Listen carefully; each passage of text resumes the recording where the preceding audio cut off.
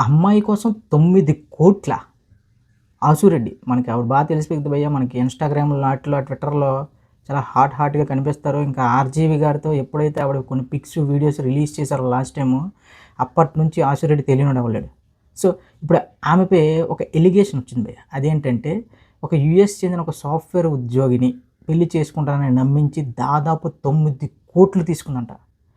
అసలు కుర్రోళ్ళ పరిస్థితి ఎలా అయిపోయిందంటే, ఒక రూ. 1000 రోజుకి సంపాదించాలంటే నేను నానా సంకలు నాకుతుంటే, ఈళ్ళు మాత్రం ఇన్‌స్టాగ్రామ్‌లో సబ్స్క్రిప్షన్స్ అని, పెళ్లి చేసుకుంటామని 9, 10 కోట్లు లాగేస్తే ఇదేంటి భయ్యా! అయినా ఇచ్చినోడికైనా కొద్దిగా బుద్ధుండాలి కదా! 9,00,00,000 దీనికోసం 9,00,00,000 ఏం మాట్లాడుతున్నారా అనిపించింది.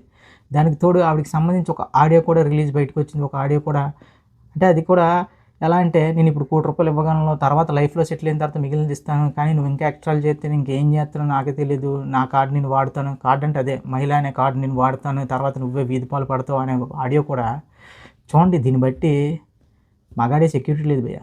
9,00,00,000 పోగొట్టుకున్నోడితో, 9,00,00,000 తీసుకున్నోడితో ఆ రేంజ్‌లో తెగించి మాట్లాడుతుందంటే ఇంకేముంది? ఆవిడకున్నది ఒకే ఒక కార్డ్. మహిళ అనే కార్డ్. సో, మరీ 9,00,00,000 ఇచ్చినోడికి మాత్రం దండం పెట్టొచ్చు.